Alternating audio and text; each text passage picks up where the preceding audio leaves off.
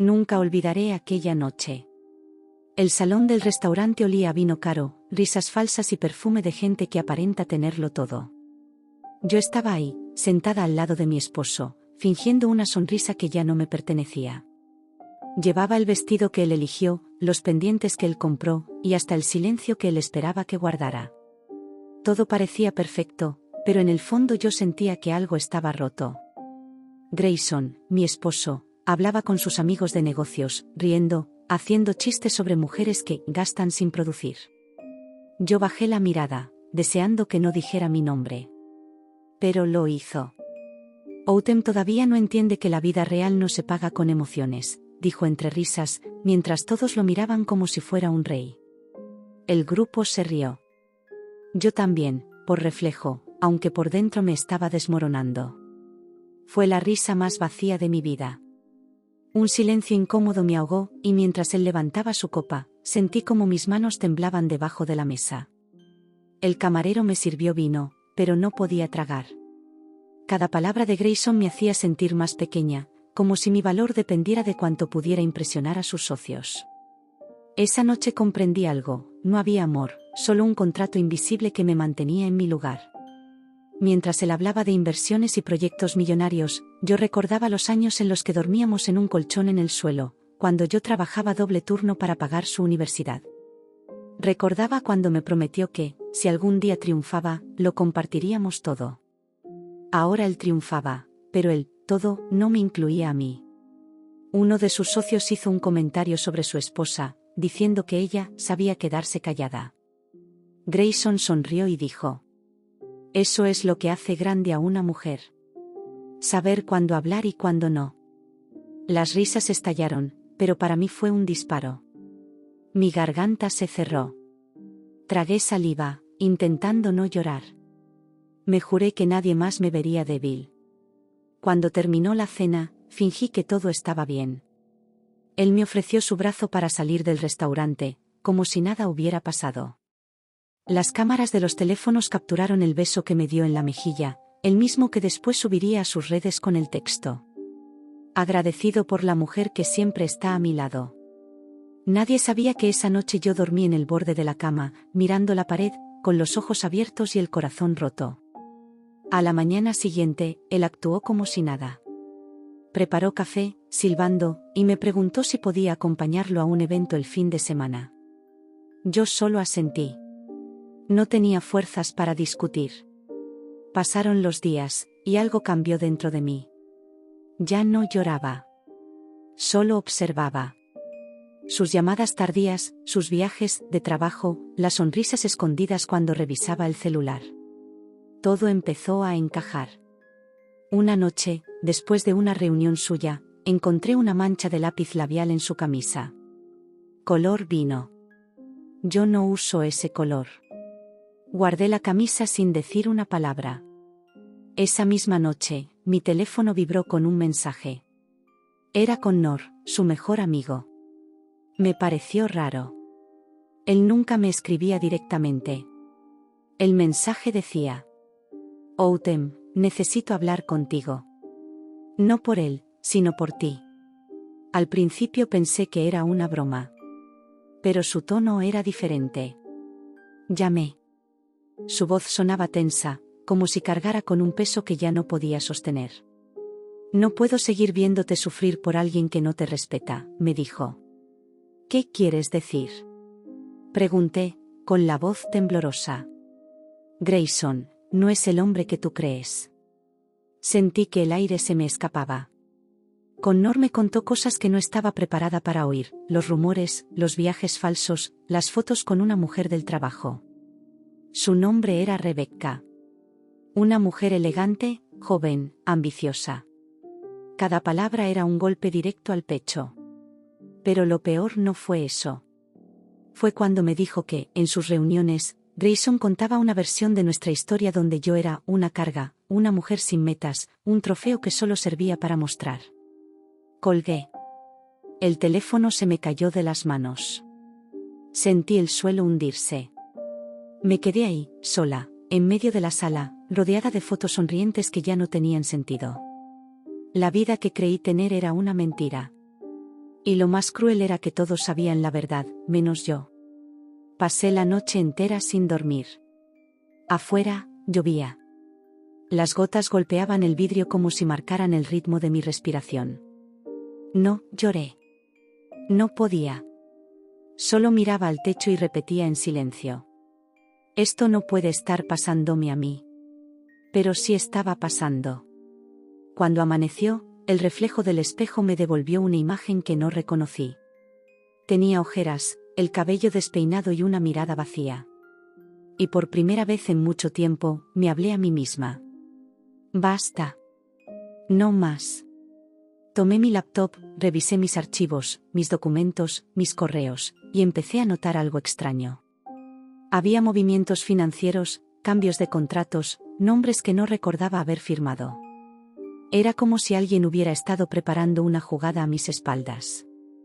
Entonces lo supe, esto no era solo una traición amorosa. Era una conspiración calculada. ¿Y si él había jugado su partida en silencio? Yo también sabría jugar la mía. Durante los días siguientes, fingí normalidad. Cocinaba, respondía mensajes, sonreía cuando él me hablaba. Pero por dentro, algo en mí había cambiado. Ya no era la mujer que esperaba su cariño. Era una observadora en su propio matrimonio. Cada palabra, cada gesto suyo, se volvió una pista. El modo en que escondía el teléfono cuando entraba a casa. Las llamadas en el balcón, el perfume distinto, los mensajes que respondía con una sonrisa que no era para mí. Yo no lo enfrenté. No, aún. Solo lo dejé ser, mientras tomaba nota de todo. Una noche, cuando él salió a reunirse con un cliente, encendí su computadora. La pantalla tenía una contraseña nueva. No fue difícil descifrarla. Su ego siempre usaba las mismas combinaciones, fechas importantes para él, nunca para mí. Y ahí estaba. Una carpeta oculta, con su nombre y el de Rebecca. Abrí los archivos con manos temblorosas. Fotos. Mensajes. Recibos de hotel. Y lo peor, un contrato de inversión firmado por ambos, a mi espalda. Un negocio que se sostenía con el dinero que yo había aportado años atrás, cuando él no tenía nada. Mi respiración se volvió pesada. El corazón me latía en los oídos. Por un segundo quise destruirlo todo, romper la pantalla, quemar sus papeles. Pero me detuve. No. Si él había sido tan meticuloso, yo debía serlo aún más. Esa misma noche llamé a mi hermana, Jade. Abogada. Fuerte. La única persona que siempre me dijo la verdad, incluso cuando dolía. Atendió medio dormida, pero al escuchar mi voz, supo que algo andaba mal. Outem, ¿qué pasó? Me preguntó, con tono grave. Necesito saber qué puedo hacer si mi esposo está usando mi nombre en sus negocios. ¿Tienes pruebas? Sí. Y son peores de lo que imaginas. Me pidió que no hiciera nada impulsivo. Me explicó que debía reunir toda la información posible antes de mostrar mis cartas. Haz copias, guarda respaldos, no confíes en nadie, dijo. Y eso hice. Los siguientes días se convirtieron en un ritual secreto. Mientras él salía de casa, yo revisaba contratos, movimientos bancarios, llamadas, correos. Descubrí que Grayson había cambiado la titularidad de varias cuentas. Incluso había transferido parte de mis ahorros a una sociedad nueva, creada a nombre de Rebecca. El dolor se transformó en furia contenida. ¿Cómo alguien podía planear tanto sin remordimiento? ¿Cómo había dormido a mi lado mientras construía su traición pieza por pieza? Jade me consiguió la ayuda de una amiga suya, Simone, experta en seguridad digital. Ella rastreó las cuentas ocultas, los correos falsos, los números secretos. Lo que encontraron me dejó helada. Grayson llevaba meses planificando separarse, pero sin perder nada. En su versión de la historia, yo sería la esposa emocionalmente inestable que no soportó su éxito. Y por supuesto, él saldría como la víctima. Fue entonces cuando entendí. No se trataba solo de venganza o de una infidelidad. Se trataba de borrarme de la historia. Simone me mostró un documento legal, ya preparado. Un borrador de divorcio. Y en él, Grayson pedía quedarse con la casa. La misma casa que yo había comprado antes de casarnos. Pero había un detalle que él ignoraba. Esa propiedad seguía registrada únicamente a mi nombre. Legalmente, él es un invitado en tu casa, dijo Jade, mirándome a los ojos. Por primera vez en meses, sonreí. Pequeña, pero sincera. A partir de ese día, el miedo se convirtió en estrategia. Ya no lloraba por las noches. Empecé a planificar. Cada palabra, cada movimiento, cada sonrisa falsa sería parte de mi teatro. Él no sospechaba nada. Seguía saliendo con su traje perfecto, su reloj caro, su perfume importado. Pensaba que yo seguía siendo la misma mujer sumisa de siempre.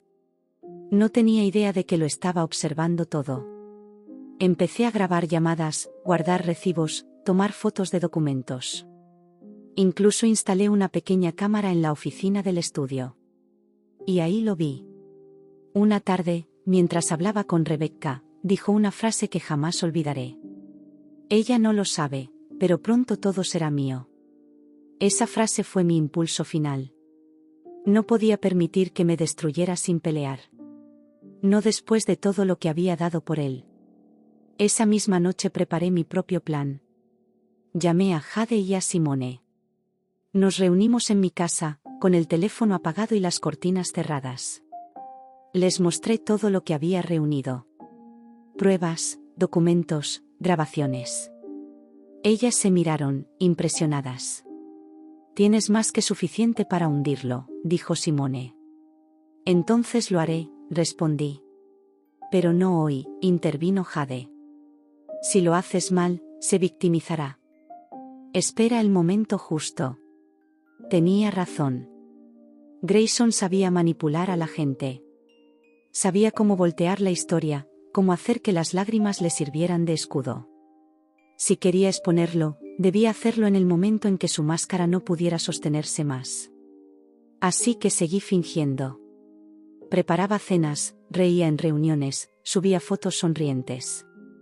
Mientras tanto, cada día me volvía más fuerte, más astuta, más consciente de quién era realmente. Una noche, mientras él dormía, me quedé mirándolo. Por primera vez no sentí amor. Ni siquiera rabia. Solo una extraña paz. La calma de quien sabe que el final está cerca. Y que esta vez, será ella quien escriba la última página. A la mañana siguiente, encontré algo inesperado. En el buzón, una carta vieja, dirigida a mí. El remitente era una persona que no veía hace años, mi tía Eleanor. Había fallecido hacía meses, pero esa carta llevaba una frase escrita a mano. Cuando todo parezca perdido, busca el maletín. Mi corazón se detuvo. El maletín. Recordé haberlo visto cuando era niña, escondido en una caja de madera en su antigua casa. Nunca supe qué contenía. Hasta ese día, no tuve motivos para buscarlo. Ahora sí los tenía. Y lo que encontrara allí podría cambiarlo todo. Pasaron 2 días desde que encontré aquella carta. 2 días en los que mi mente no dejó de repetir esas palabras. Busca el maletín. Esperé a que Grayson saliera de casa y conduje hasta el viejo caserón de mi tía Eleanor, en las afueras de la ciudad. El aire olía a humedad y a recuerdos. Las ventanas estaban cubiertas de polvo, las cortinas amarillentas, como si el tiempo hubiera decidido detenerse allí. Eleanor siempre fue la oveja negra de la familia. Misteriosa, reservada, y con una fortuna que nadie entendía muy bien de dónde provenía. Decían que había invertido sabiamente, que conocía gente poderosa, pero nunca hablaba de su dinero.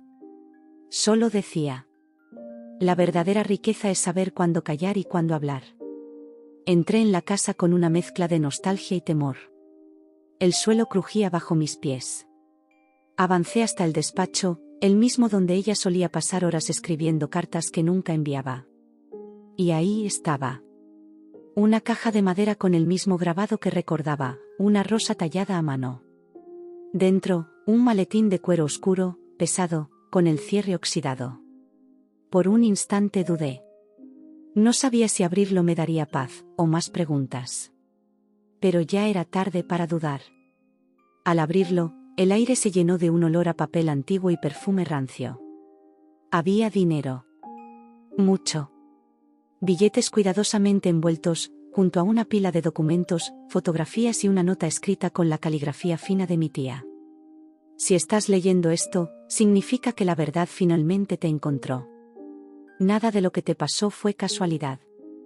Mi respiración se cortó. ¿Nada fue casualidad? Comencé a leer las cartas, una tras otra. Eran informes, contratos, copias notariales. Mi tía había investigado durante años a varias personas, incluyendo a Grayson. Descubrí que él había conocido a Eleanor antes que a mí. Que ella fue quien lo ayudó a conseguir su primer empleo. Quien lo recomendó para los contactos que más tarde lo harían ascender. Y lo más impactante. Eleanor sospechaba que Grayson se había acercado a mí por recomendación de alguien más. En las últimas hojas había nombres. Inversionistas, socios, cuentas en el extranjero. Y entre todos esos nombres, uno resaltaba con tinta roja: Rebecca Thornton. Mi tía lo había descubierto todo antes que yo. Ella sabía que esa mujer no apareció por casualidad, que todo formaba parte de una red de manipulación. Incluso había una carpeta etiquetada con mi nombre. Adentro, copias de correos entre Grayson y un abogado donde hablaban de transferir activos sin que ella lo note. Yo era ella. El corazón me latía tan fuerte que sentí que iba a desmayarme. Pero seguí leyendo. La última hoja tenía una frase escrita con pulso tembloroso. La justicia no siempre llega en los tribunales. A veces llega cuando la verdad se expone en su propio escenario. Guardé el dinero, las cartas y los documentos. Sabía que aquello era más que una herencia, era un mapa, una llave para recuperar mi historia. Eleanor había previsto todo. Había visto venir el engaño, y había dejado las pruebas para que yo pudiera defenderme. Esa noche, cuando volví a casa, me senté en el sofá sin encender las luces. Esperé. A medianoche, Grayson llegó. Tenía esa sonrisa de siempre, ensayada, fría. Traía vino y fingió cariño. Pensé que podríamos ver algo juntos, dijo. Lo miré, con una calma que lo desconcertó. Ya no era la mujer que él podía manipular. Lo observé mientras hablaba, mientras fingía interés en mis cosas. Supe que mentía. Supe que ya estaba perdido, aunque todavía no lo entendiera. Al día siguiente, cité a Jade y a Simone. Les mostré el contenido del maletín. Jade no podía creerlo. Simone revisó los documentos y dijo que muchos de esos nombres aparecían en los mismos registros que Grayson había intentado borrar. Era una red completa de lavado de dinero, inversiones fantasmas y falsificación de firmas. Eleanor no solo había protegido mi futuro. Había descubierto un crimen. Esto puede destruirlo, dijo Simone, casi en susurro. Y lo hará, respondí.